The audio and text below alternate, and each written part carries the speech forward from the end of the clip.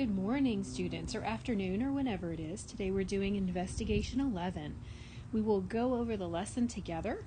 We will do the practice problems together, so feel free to pause and work them on your own first before I give you the answer.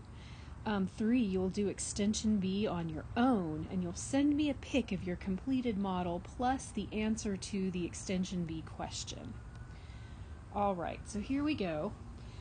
It tells us, recall from lesson 109 that the dimensions of similar figures are related by a scale factor as shown below. So they show here in these triangles that the small triangle is related to the large triangle by a scale factor of 3. That means we can multiply each side by 3 to get the dimensions of the larger side, okay? And they show us the rectangle. The scale factor is 2. We can multiply the dimensions of the small rectangle by 2 to get the dimensions of the large one. Conversely, we can divide the dimensions of the large by 2 to get the dimensions of the smaller one. All right. Similar figures are often used by manufacturers to design products and by architects to design buildings. Architects create scale drawings to guide the construction of a building. I apologize for that ambulance. Sometimes a scale model of the building is also constructed to show the appearance of the finished product. Okay, the ambulance is mostly gone now. We'll continue. Scale drawings, such as architectural plans, are two-dimensional representations of larger objects. Scale models, such as model cars and action figures, are three-dimensional representations of larger objects. In some cases, however, a scale drawing or model represents an object that's smaller than the model itself.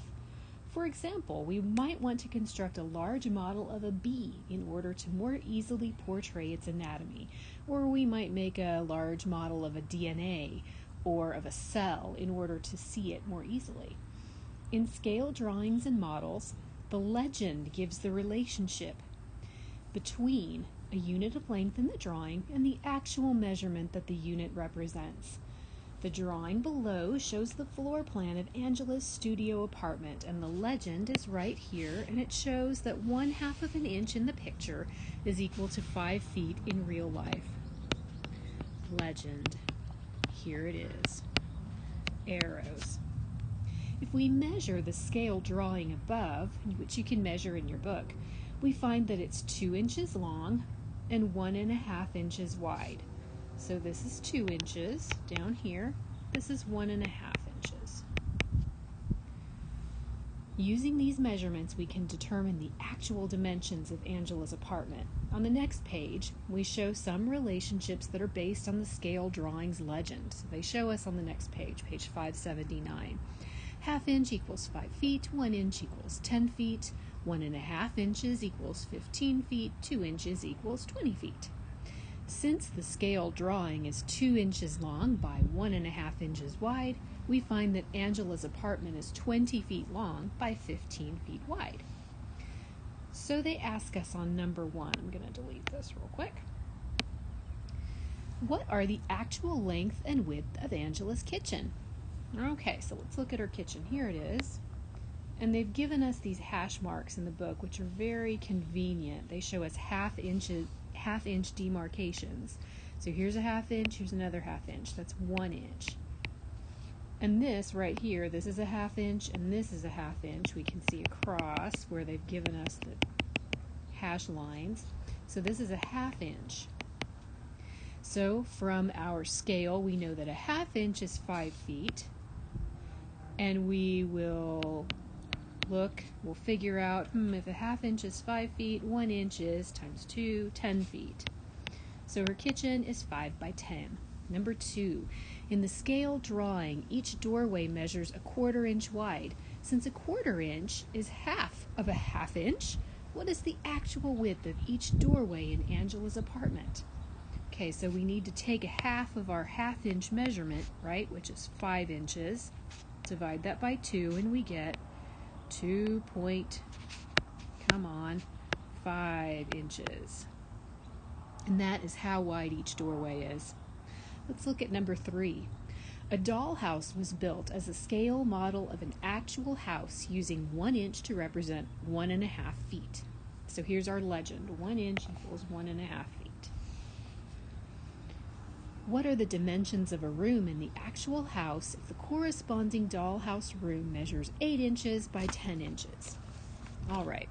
So if 1 inch is 1.5 feet, we'll multiply 8 inches by 1.5 feet, and we'll multiply 10 inches by 1.5 feet to figure out how many feet that is. 8 times 1.5, I'll let you work that out. It is 12 feet. 10 inches by 1.5 is 15 feet. Those are the actual dimensions. Number 4. A scale model of an airplane is built using 1 inch to represent 2 feet. There's our legend. 1 inch equals 2 feet. The wingspan of the model airplane is 24 inches. What is the wingspan of the actual airplane in feet? So we'll take our 24 inches and we'll multiply by 2 and get 48 feet. Number 5. Okay, let's see. Let me read what the book says in between problems 4 and 5. The lengths of corresponding parts of scale drawings or models and the objects they represent are proportional. Since the relationships are proportional, we can use a ratio box to organize the numbers and a proportion to find the unknown, and we will practice that in 5 through 8.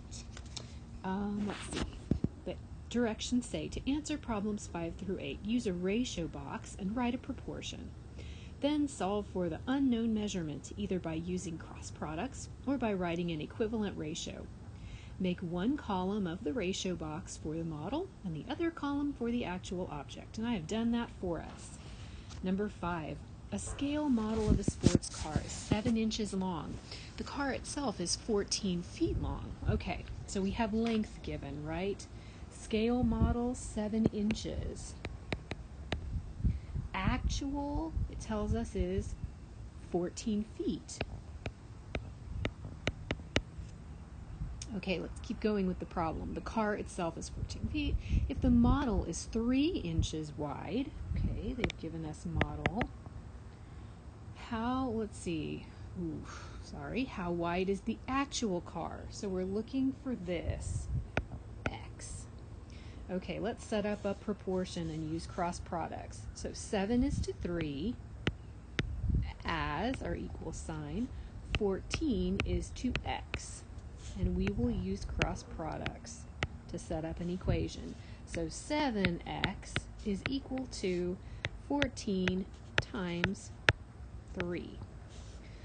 When we are multiplying, we can use division, the inverse property on each side, right, to cancel out our 7 and put x on one side of the equal sign by itself. Can we reduce? Yes, we can. 7 goes into 14 2 times.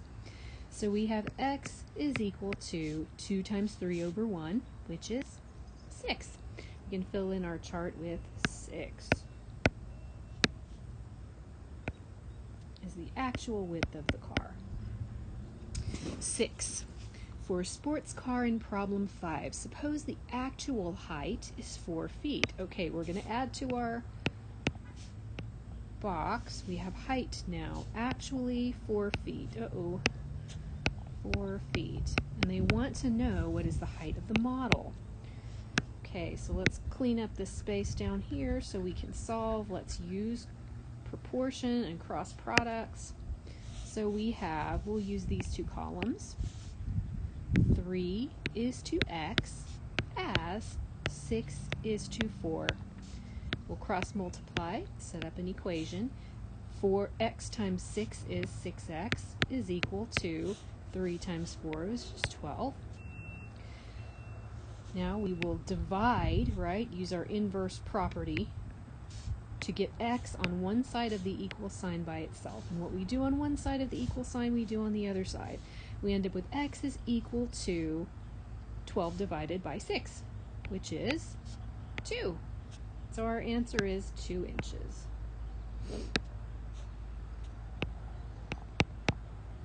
All right. Number 7, the femur is the large bone that runs from the knee to the hip. In the scale drawing of a human skeleton, the length of the femur measures 3 centimeters. Okay, I will fill that in. Model 3 centimeters. And the full skeleton measures 12 centimeters. Okay, so our whole model is 12 centimeters long. If the drawing represents a 6-foot tall person, what is the actual length of the femur? We're looking for this. And they've given us the actual length of the person, right, or height, which is 6 feet. So we're looking for the actual length of the human's femur. We'll set up a proportion. 3 is to 12 as x is to 6. So I just took them right down, right from my ratio box. Now I will cross multiply. Cross products, 12x is equal to 3 times 6. I'll just leave it like that and see if we can cancel out, right? We'll divide each side by 12 to get x on one side of the equal sign by itself. 6 goes into 12 2 times. So we end up with x is equal to 3 over 2, or 3 halves. We can reduce that, right, to 1 1/2. So let's go over here to our actual and fill in 1 1/2 feet. That's how long that femur is. I feel like they're going to ask us another question, and there it is, number 8. The humerus is the bone that runs from the elbow to the shoulder. Suppose the humerus of a 6-foot tall person is 1 foot long. How long should the humerus be on the scale drawing? Okay, let's do it. Let's add another column, or a row, to our chart. We have humerus, H-U-M. And they tell us that the actual humerus is 1 foot. So we're looking for the model. How long will the humerus be in the model? Let's use these 2 rows, because this one is a fraction up here. I don't really want to use the fraction in my cross products. 12 is to x as 6 is to 1. We will cross multiply. 6x is equal to 12 times 1 is 12. All right, we will divide by 6 on each side. And we end up with x is equal to 12 divided by 6, which is 2. So in our model, our humerus will be 2 centimeters. All right. Next problem, number 9. We are using this drawing, a scale drawing of a room addition that measures 28 feet by 16 feet is shown below. The scale drawing measures 7 centimeters by 4 centimeters. So 7 centimeters on this side, 4 centimeters on this side. Complete the legend.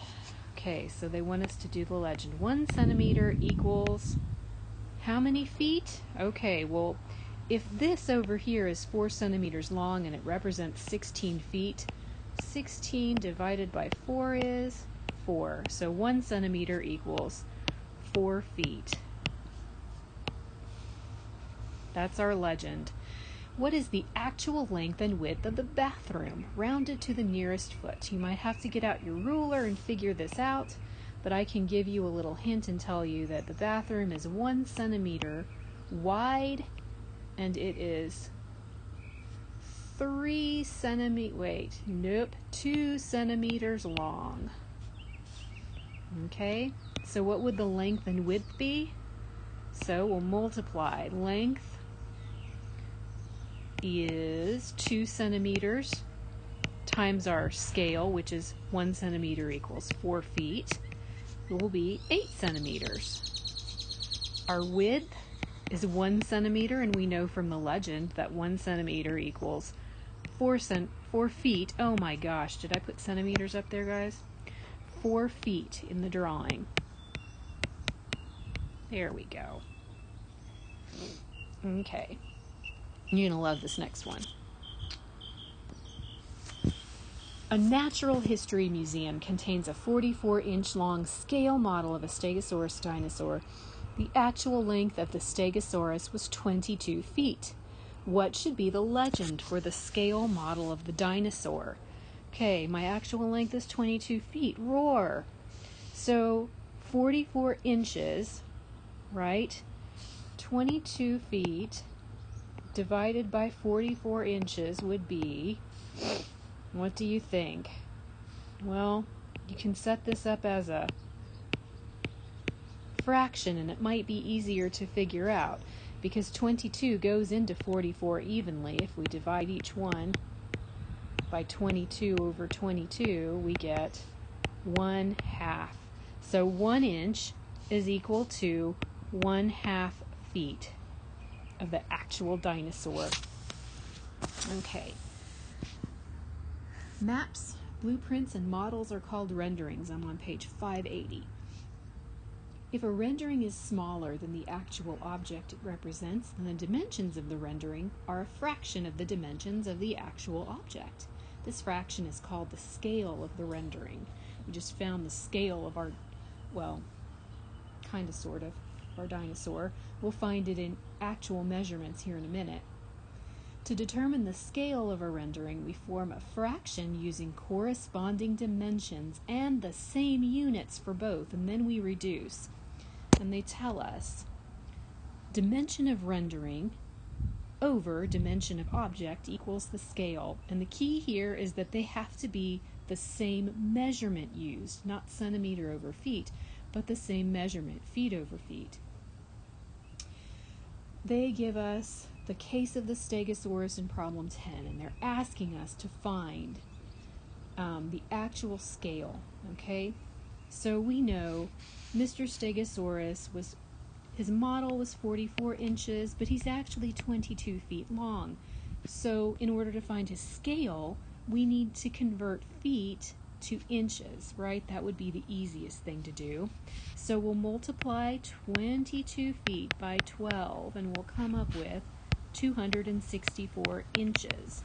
So we can figure out the scale, 44 inches over 264 inches. So we would divide, right? 264 divided by 44 to figure out how to reduce this problem. They give us the answer. It's 1/6 is the scale. So the model is a 1/6 scale model. The reciprocal of the scale is the scale factor. Okay, so we take the reciprocal. I'm going to go down here. 6 equals scale factor. That means we can multiply the model's dimensions by 6 to get the actual size of the object. Okay, let's look at number 11. What is the scale of the model car in problem 5, and what is the scale factor? And I've given you the dimensions. So 7 inches long is the rendering. So we'll figure out the scale first. 7 inches over 14 feet. Okay, we will need to multiply 14 by 12 to figure out how many inches, right? We have to have inches as our, 0, as our measurement. Otherwise, it will not work. Over 168 inches. Now we reduce. Let's see, does 168 divide by 7 evenly? Please let it divide evenly. 13. It does. So our scale is, as when we reduce, 1 over 24. 1/24. That's our scale. Now, what would our scale factor be? We take the reciprocal of 1/24, which would be 24 over 1. Our scale factor is 24. Number 12, a scale may be written as a ratio that uses a colon. For example, we can write the scale of the Stegosaurus model as 1/6, right, with a colon. Suppose that a toy company makes an action figure of sports stars using a scale of 1 to 10. How many inches tall will a figure of a 6'8" basketball player be? Okay, So we know that our scale is 1 to 10. So the actual object is 10 times larger than the dimensions of the rendering or the toy. So let's figure out how many inches we've got here. So 6 times 12, 72 plus our 8 inches would be 80. So let's take 80 and divide it by 10. We can do this in our head, right? We move the decimal over 1. And so our toy will be 8 inches tall. Okay, let's look at number 13. Scale factor is 6. In the scale drawing of a wall mural, the scale factor is 6. If the scale drawing is 3 feet long by 1.5 feet wide, what are the dimensions of the actual mural? Okay, so they give us the drawing and they tell us the scale factor is 6. That means we can multiply the dimensions of the drawing by 6 to get the actual mural. Let's do that, guys. 3 feet times 6 feet equals 18 feet. So that's one dimension by 1.5 times 6, 0, 3, 9, put in our decimal, boop, come on decimal, you got this, by 9 feet. Sorry, that's wonky, but our real mural would be 18 feet by 9 feet. All right, let's look at extension B. That's the one we're doing. It says cut out and assemble the pieces from activity 21 and 22 to make a scale model of the Freedom 7 spacecraft. This spacecraft was piloted by Alan B. Shepard, the first American to go into space. With Freedom 7 sitting atop a rocket, Shepard blasted off from Cape Canaveral, Florida on May 5, 1961. Because he did not orbit or circle the Earth, the trip lasted only 15 minutes before splashdown in the Atlantic Ocean. Shepard was one of 6 astronauts to fly a Mercury spacecraft like Freedom 7. Each Mercury spacecraft could carry only 1 astronaut because the rockets available in the early 1960s were not powerful enough to lift heavier loads. So you will assemble your model. Your completed Freedom model will have a scale of 1 to 24. After you have constructed the model, measure its length. Use this information, 1 to 24 is the scale, to determine the length of an actual Mercury spacecraft. And I want you to please include your answer in the photo of your spacecraft that you send me, okay? And you might even go look up a video of a Mercury spacecraft launching. See if you can find one. That would be awesome to watch. So how will you figure out? Well, you will measure your spacecraft, and then whatever measurement you use, I'd say in inches, then multiply by 24, right, to get your actual length. You might need to then convert your inches to feet, okay? Feet and inches, that would be a great answer. Hint, hint. Okay, guys, good luck, and let me know if you have any questions as you're working. Bye.